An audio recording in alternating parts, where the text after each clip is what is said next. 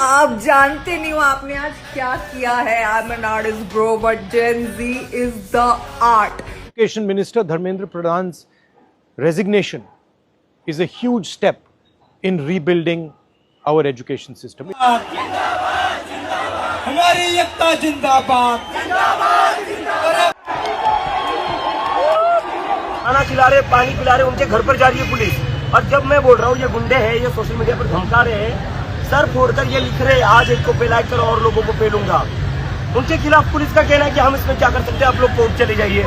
अस्सलाम वालेकुम। आज की सबसे बड़ी ब्रेकिंग न्यूज ने पूरे मुल्क के सियासत और स्टूडेंट मूवमेंट को हिलाकर रख दिया। Union education minister Dharmendra Pradhan ने हफ्ते को दावा किया है कि उसने अपना इस्तीफा प्राइम मिनिस्टर नरेंद्र मोदी को भेज दिया है। सोशल मीडिया पर उसने एक पोस्ट शेयर करते हुए अपना रेजिग्नेशन लेटर भी दिखाया और कहा कि लेटर प्राइम मिनिस्टर को भेज दिया गया। ये डेवलपमेंट उस वक्त सामने आई जब कई हफ्तों से नीट यूजी पेपर लीक और एग्जाम में इरेगुलरिटीज को लेकर स्टूडेंट ऑर्गेनाइजेशंस और ऑपोजिशन पार्टी लगातार प्रोटेस्ट कर रहे थे। हालांकि इस वक्त तक प्राइम मिनिस्टर्स ऑफिस की तरफ से रेजिग्नेशन एक्सेप्ट होने की कोई ऑफिशियल कंफर्मेशन सामने नहीं आई है। धर्मेंद्र प्रधान के इस फैसले के बाद दिल्ली के जंतर मंतर पर प्रोटेस्ट कर रहे स्टूडेंट और कॉकरोच जनता पार्टी के सपोर्टर्स में खुशी की लहर देखने को मिली। कई लोगों ने इसे स्टूडेंट की बड़ी जीत बताया और कहा कि लगातार आवाज उठाना बेकार नहीं गया। प्रोटेस्ट साइट पर स्लोगन्स लगाए गए, लोगों ने एक दूसरे को मुबारकबाद दी और कई सपोर्टर्स ने इस डेवलपमेंट को डेमोक्रेसी की जीत करार दिया। कॉकरोच जनता पार्टी यानी सीपीजी के फाउंडर अभिजीत दीपके ने भी धर्मेंद्र प्रधान के रेजिग्नेशन पर अपना रिएक्शन दिया। इन्होंने कहा कि ये किसी एक शख्स की जीत नहीं बल्कि डेमोक्रेसी की जीत है। उनका कहना था कि जब आवाम और स्टूडेंट एक साथ मिलकर अपनी बात को अमन के साथ उठाते हैं तो हुकूमत को भी आवाम की आवाज सुननी पड़ती है। दीपके ने सपोर्टर से कहा कि डरने की जरूरत नहीं है,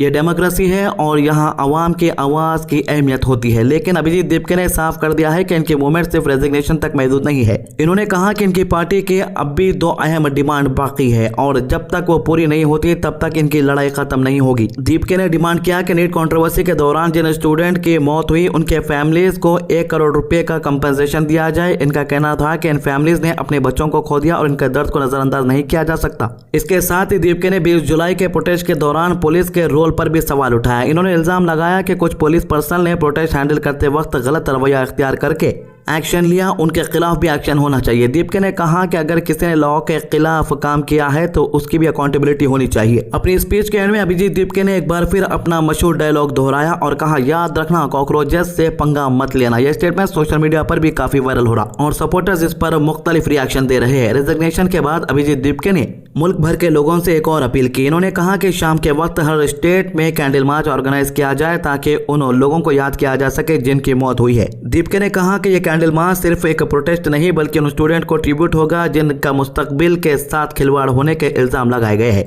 जंतर मंतर पर भी इस अनाउंसमेंट के बाद सेलिब्रेशन का माहौल देखने को मिला। कई स्टूडेंट ने इस डेवलपमेंट को अपनी मेहनत और एक लंबी डेमोक्रेटिक मूवमेंट की जीत बताया। प्रोटेस्ट में शामिल लोगों का कहना था कि अगर आवाज अमन और जमहूरी तरीके से उठाई जाए तो इसका असर जरूर होता है। बहुत से स्टूडेंट ने कहा कि यह मूवमेंट सिर्फ एक एग्जाम का इशू नहीं था बल्कि एजुकेशन सिस्टम में ट्रांसपेरेंसी और अकाउंटेबिलिटी की डिमांड थी। अपने एड्रेस के दौरान अभिजीत दीपके ने यूथ को एक खास पैगाम दिया। उसने कहा कि मुल्क के नौजवान हिंदू मुस्लिम सियासत में उलझने के बजाय एजुकेशन, एम्प्लॉयमेंट और अपने फ्यूचर की बात करें।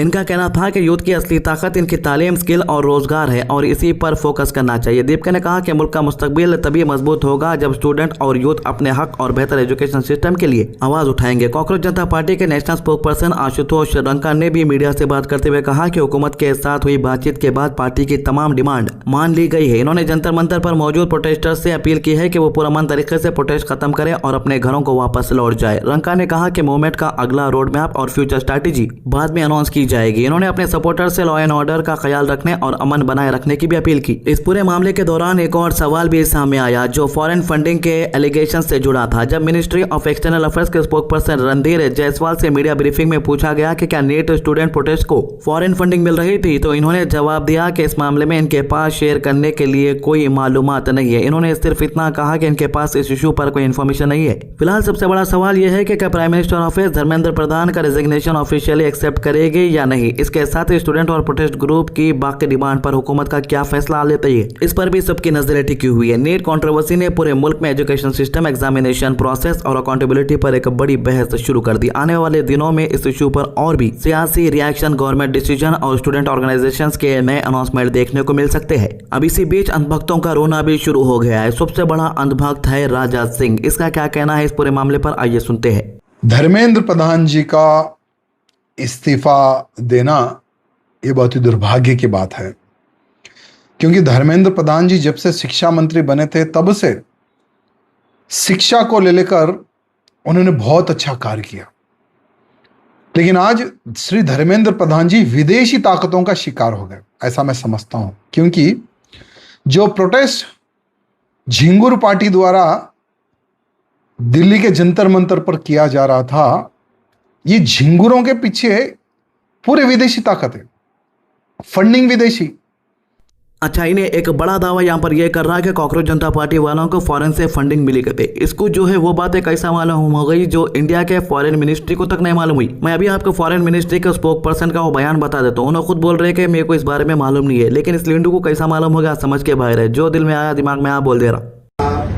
बात आपने उठाई कि फॉरेन फंडिंग वगैरह की बात जो आपने कही, जो प्रदर्शन चल रहा है, तो मैं ये कहना चाहूँगा कि मेरे पास इस मसले पर किसी प्रकार का कोई इंफॉर्मेशन आपसे साझा करने के लिए नहीं है।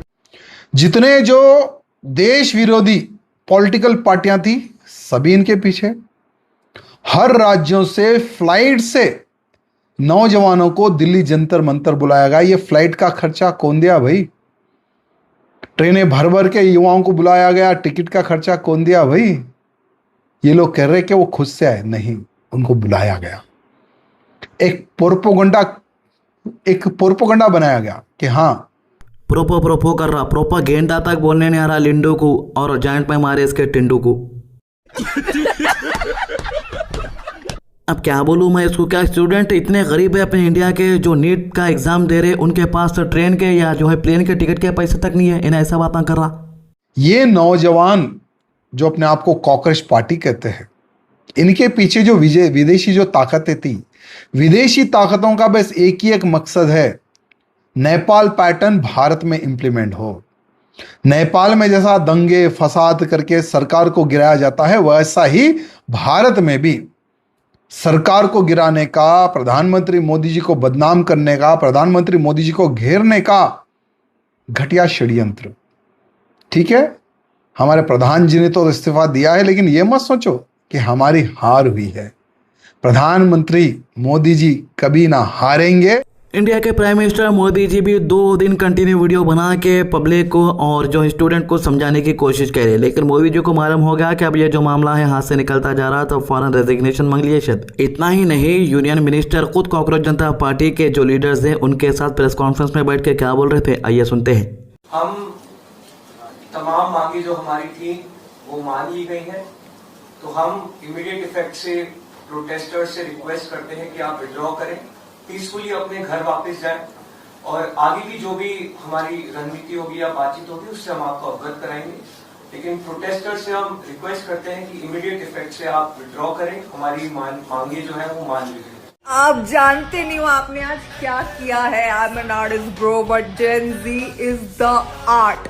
मैं पता है बहुत हल्के में लेती थी जेन जी को। मैं क्या है, 4 घंटे काम करते हैं, थक जाते हैं, कुछ नहीं होगा इनसे उसके लिए never again. Salute. Look at me now. I want to be you. I want to be Gen Z. What is yours? तो धर्मेंद्र प्रधान के इस्तीफे के बाद हर तरफ खुशी का माहौल है। तो ये थे इस मामले के अभी तक के अपडेट। हमारे चैनल को सब्सक्राइब कीजिए, वीडियो को ज़्यादा से ज़्यादा शेयर कीजिए। अल्लाह हाफिज़।